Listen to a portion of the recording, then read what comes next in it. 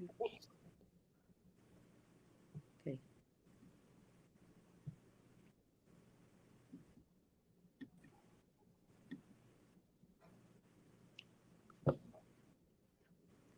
Hi, good evening. My name is Marjorie Gans, and I am on the board of the Writers' Room of Boston. I'm delighted that you could join us this evening for the first 2022 reading in our virtual series, Readings from the Room. This reading series began last March as a response to the pandemic. And for anyone new to us, the Writers' Room of Boston is a co-working space in downtown Boston for any and all writers, established and emerging, who want or need a quiet place to write. The room is open 24 hours a day. It provides desks and silence and the quiet companionship of other writers. We've been serving the writers of Greater Boston since 1993. And if you're curious or have questions, we'd love to hear them. We're also delighted to have new members. We have different levels of membership. And if you're interested, please contact or email the info at thewritersroomofboston.org. In 2022, we launched this new reading series as a way to reach out to the writing community during the pandemic and share wonderful writing from both established and emerging writers. Some of the readers call, or they have called, the Writers' Room home, and some now are from different parts of the country, which is a benefit that is conferred on us by being able to use Crowdcast. Tonight we have Angie Chapman, a freelance writer, editor, storyteller, and Tracy Strauss, a nonfiction writer of essays and memoir. Angie and Tracy will read from their work, and then we'll open it to a larger discussion with some time for questions and answers at the end.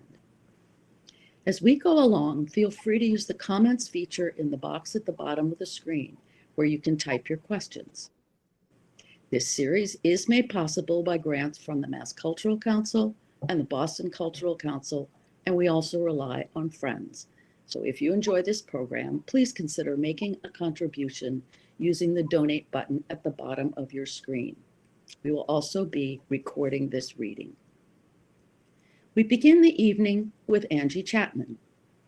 Angie is a freelance writer, editor, and storyteller with a focus on business, technology, race, and social justice, particularly issues of food insecurity.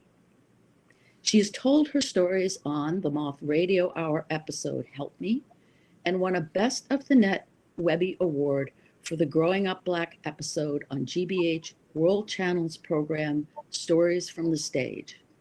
Her essays and short stories have appeared in Literary Landscapes, The Rumpus, Hippocampus Magazine, Blood Orange Review, and Dine Anthology from Hippocampus Books. In 2020, she was nominated for a Pushcart Prize for her essay, Ode to Pound Cake, which can be found in Panegyris. A fellow of the Combilio Center for Black Fiction, Angie has also received support from the Virginia Center for Creative Arts in 2020 and the Ragdale Foundation in 2021. Angie earned her MFA from Queen's University of Charlotte and lives in Dorchester with her husband, children, and rescue dog, Lizzie. You can learn more about Angie at her website, angiecwriter, all one word, .com. And now, Angie.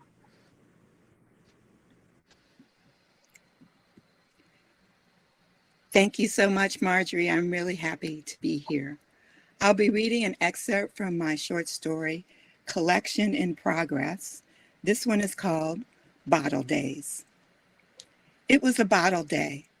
The days you need to bottle up and have available for comfort during the gray days, the hot, humid days, the days when cold, harsh winds blew in a storm, the days you wanted to store in memory, a reminder that the storms of life don't last forever. Dawn woke remembering how on bottle days her mother would stomp and shake, singing and dancing to music only she could hear. On bottle days, Dawn would have oatmeal for breakfast or cereal with milk instead of a stale piece of bread. They'd go to a nearby park and swing, her mother pushing her higher and higher so her toes appeared to touch the clouds. And on the best bottle days, Dawn's mother would pull out her paints, humming and swaying as she splattered drops and swirled colors onto canvases, rivers of gold bordered with dark, twisted vines and bright spiked petals and thorns. She titled the works after Greek gods and African queens, Athena and Artemis, Persephone and Isis, as if calling on them to help her control the mania, to capture that energy and divert it to her paintings. It didn't work. Her mother's mind would eventually swing from giddy enthusiasm to sullen sorrow. Now Dawn understood there was a name for her mother's illness, bipolar disorder. Then Elena was just crazy, the courts deciding she was unable to care for herself or her daughter.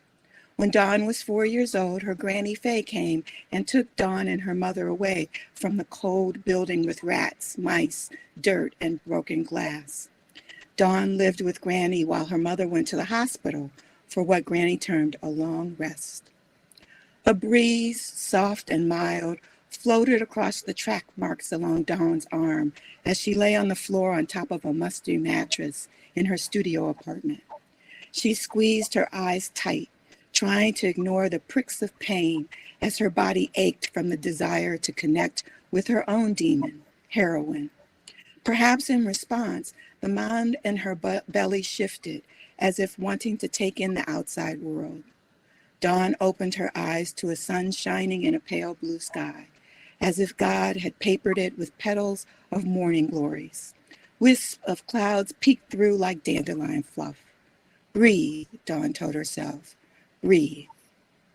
Years ago, when Dawn lived with her mother in that soon-to-be demolished building, Elena had told her since Dawn had been born on a bottle day, her destiny was to bring something beautiful to the world. That was this baby, Dawn decided. She pushed on the side of her stomach to help the baby move off her bladder, then rolled over again, welcoming the incessant morning sickness as a distraction from the cravings for drugs. The physician's assistant in the clinic had told her about the nausea lessening as the baby grew and her body adjusted. The people in the clinic had also told her the withdrawal symptoms would lessen, and they had, but her body still needed it. She feared she'd always need it. Her left leg continued to pain her in the morning, and still aching for a hit, she scratched the scars on her arm from the needle marks. Grumbles of cars and buses leaked through the one tall window in the room. The building had been a high school, her studio apartment the teacher's lounge. Instead of school supplies, the cabinets were now available for pots, pans, dishes, and dry foodstuff. But there was little of that. The kitchen consisted of a stove she didn't use because she couldn't afford the gas. She did have a hot plate, a mini fridge, and a microwave.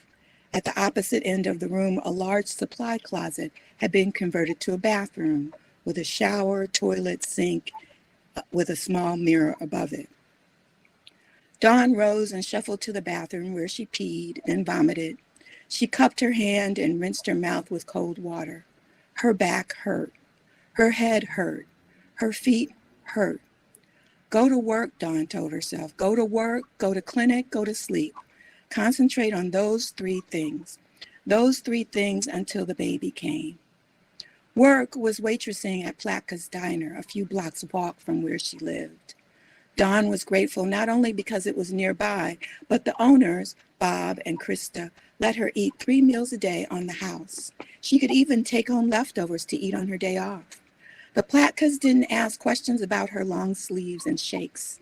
They didn't ask about the baby, but they did demand she arrive on time for her shift. Dawn wet a rag to wash under her arms, using the sliver of soap remaining from the last motel where she traded her body for drugs. Used to, she corrected herself in her head, when she used to trade her body for heroin. She pulled on her black maternity pants, white blouse, and a long-sleeved black cardigan with its small hole at the elbow, all of which she had picked up at the clinic's donation closet. Her socks had holes in them, too. She had deviated from her tight budget and bought sturdy black clogs. Good shoes were expensive, but she would be on her feet all day, and they were already swollen from the pregnancy. She pulled her curly, rusty brown hair from the scrunchie. It needed washing, but that too would have to wait. Then she brushed her teeth, gagged, grabbed her purse and left, arriving at the diner with 10 minutes to spare. Krista's greeting was a raised eyebrow and a crooked smile. She never said good morning to anyone who wasn't a customer. Dawn thanked Chef Jose for a breakfast sandwich and took a few bites. Once she put on her apron and started working, her mind went blank and her body to autopilot. When she first started, she would say good morning to her customers, but mimicking Krista, she dropped that step after the second week.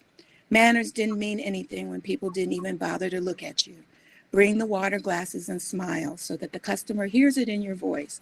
Order coffee, take the order, deliver the order, bring the check, hope for a tip, scoop up the coins, pocket the cash, clean the table, repeat. Never look at the clock or the spell would be broken. 3 hours after arriving, Dawn's trance was broken by the burning soreness in her legs and feet. She caught Krista's eye and signaled that she wanted a break. The woman nodded her head and Dawn went through the kitchen to the back door. She took the ham and cheese sandwiches on wheat bread Chef had left for her and sat on one of the milk crates outside. Between bites, she rubbed the scar, which ran from her ankle to the bottom of her knee. It was thick and smooth, like a fresh, black-topped road. Standing on her feet all day made the scar throb, but the pain from that injury is what had started the drug use, and she'd learned the hard way that it was much better to have her leg hurt. Dawn ate half her sandwich, laid her head back against the brick, and fingered the charms on her bracelet. When she was 9, her mother was released. She and Granny and her mother went out for ice cream, and Elena gave her the bracelet with 5 charms, one for each of the birthdays she'd missed while she was away. It had been another bottle day until they returned to Granny's house. Dawn had been sent to her room, but she could hear her mother begging and pleading with Granny Faye to let her have her baby back. Elena promised to take her medicine and get a job. Granny Faye refused. After that, Elena stopped visiting. She did leave notes and small painted cards for Dawn in the mailbox. They didn't arrive on a regular schedule. It was a surprise each time. And on each and every birthday, she'd get a charm. Suns, stars, a frog, a lion, a torch, a flame, a chariot. Her sophomore year of high school, Dawn was working on a social studies paper about ancient cultures and discovered the meaning of each of those trinkets. Tears welled upon learning that they were all symbols of dawn. Thank you.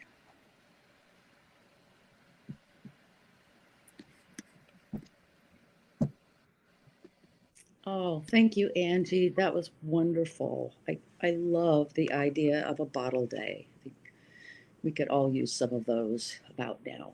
Our next reader is Tracy Strauss. Tracy is a Writers' Room 2015 Nonfiction Fellow. She was named by Bustle as one of the 8 women writers with advice to follow.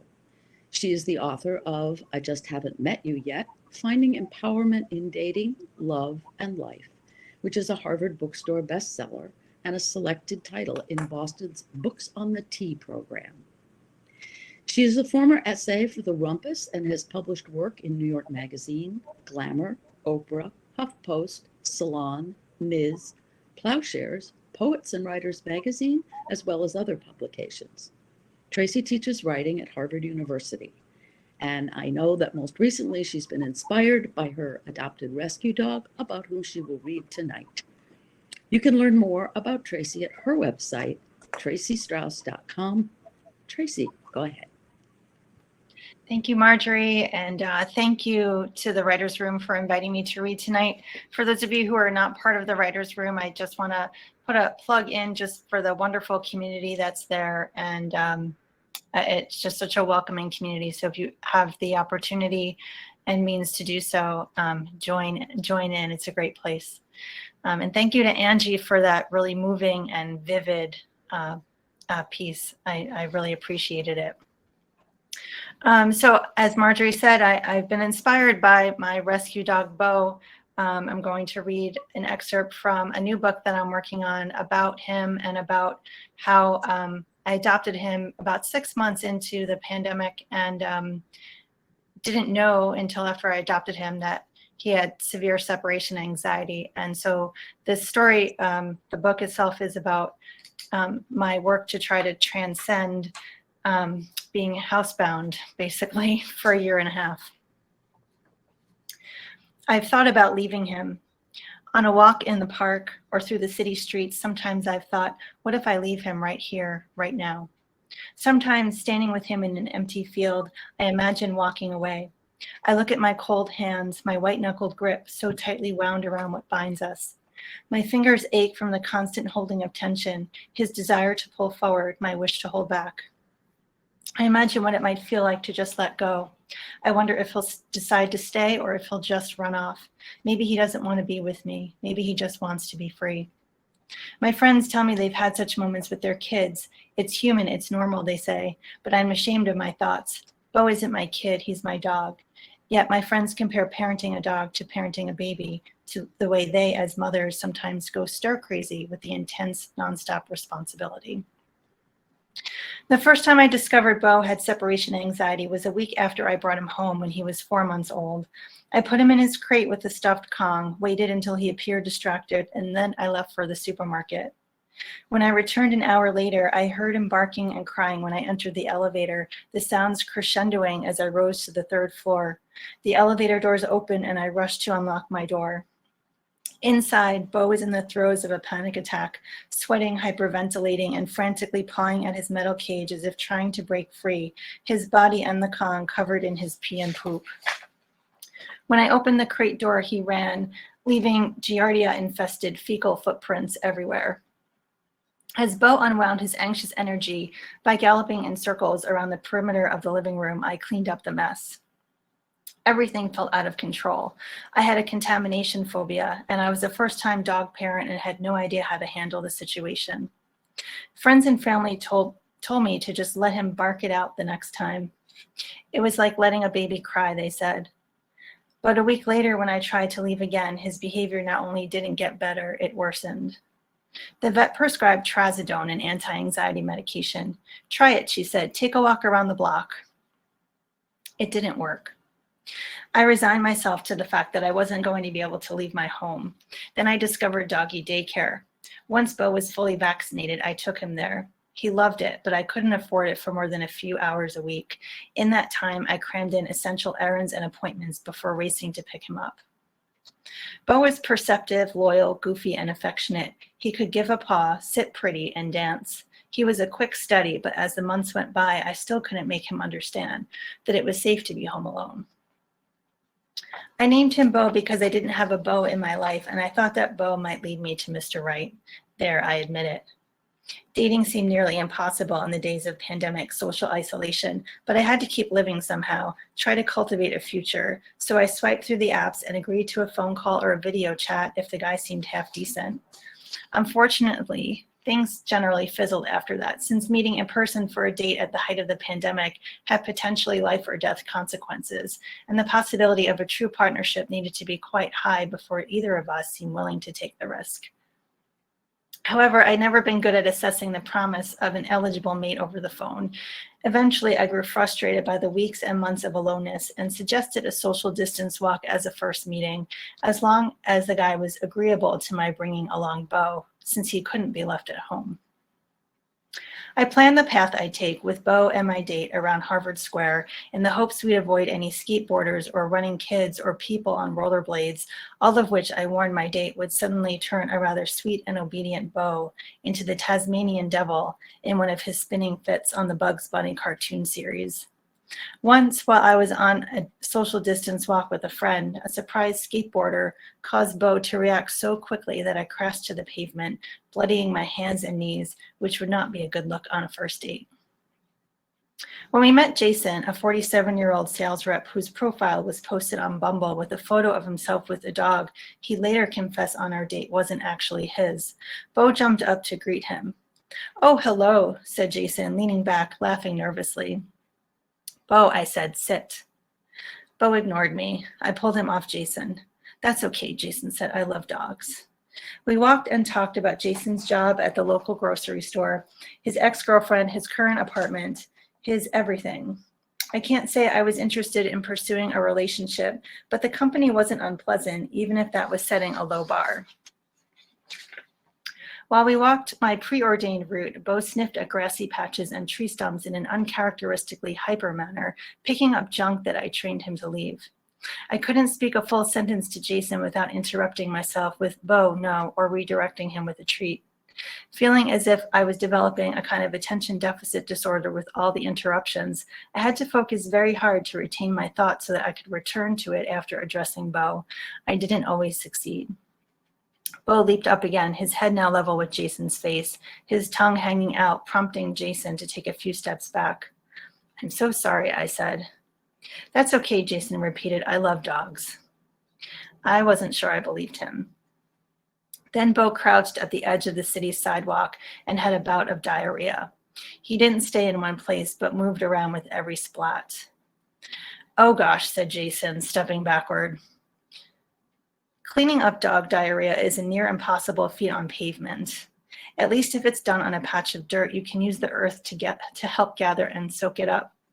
Generally, dog diarrhea is just dog diarrhea, but as I bent down to clean up the mess, feeling as if I was painting the ground with a poop bag as my brush, I wondered if Bo was sending a message to me about Jason, who stood nearby, awkwardly looking, then not looking. Whenever Bo met one of my friends, he would become so attached to them that the moment of separation at our goodbye was too much for him to tolerate, and he'd cry and lunge after them, barking fiercely for their return. So at the end of my dates, I waited for Bo's response, wondering if he'd confirm my gut reaction, which he undoubtedly did, even if I didn't want to listen to my own instinct. When I said goodbye to Jason, Bo stood quietly, simply watching him go.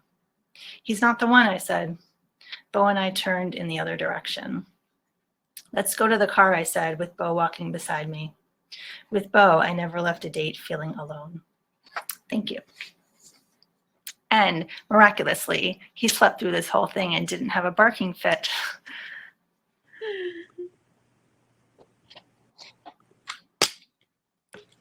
That's great. That's wonderful, Tracy. Thank you. And I guess it's good that he was quiet through the whole thing. So Angie will come back with us. And now I don't know if we have questions, but I have a couple of questions. So this is the chance. If anybody does have a question, you can just put it in the question box at the bottom. But as I listened to both of your readings, I mean, one, they both had such heartbreaking pieces in them. And they were both about kind of long relationships. I assume you'll have a long relationship with Bo, that are difficult. And I guess my question is about it. I partly asked this as a writer. It's how did each of you pick the details? Angie, I noticed when you were reading, there were just some wonderful, wonderful details. And Tracy, you picked that particular date with Bo, and I'm sure you had lots of other experiences with Bo. But how did you pick in detail what you chose to write about to illustrate something so broad and deep? Either one. Angie, you want to Tracy, it has to go to you. Okay. No, you first. I just want to say too, Bo has really good taste. Because I didn't like that Jason guy either. Whatever details you picked about Jason, I didn't like him either. So, I mean, this particular story has there are a lot of difficult parts to it and intensely serious parts. And as a writer, I'm always aware of two things. One, that a story has a lot of different sides to it, a lot of different moments to it, not always serious. And there are some lighthearted aspects to writing a serious story that I think it's important to show. Just the complicated nature of it is we have good, bad, and ugly sometimes, but also in terms of just audience engagement and sort of inviting people into a story. I think mixing dark and light is important. That was profound. I don't think I have a profound statement. I just was remembering how I felt when I was pregnant, and how much harder it would have been if I didn't have anybody with me, if I was alone with a pregnancy. And that was really frightening to me.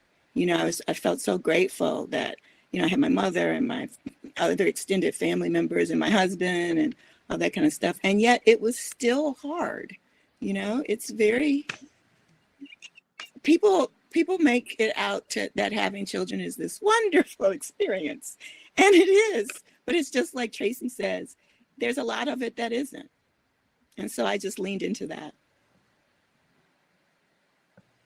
Well, I think they were both wonderful. And I think whether you meant to or not in a funny way, you both did talk about how if you really invest yourself, whether it's an animal or a child or a parent,